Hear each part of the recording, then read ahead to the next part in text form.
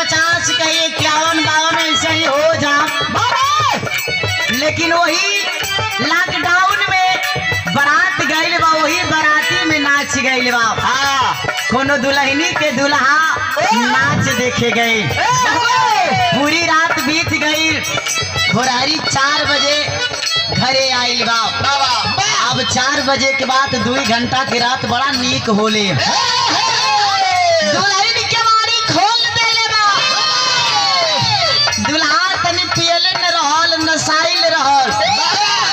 त दुल्हैया समझावत बा, इशारा कइले बा। राती का नाच देखे गैला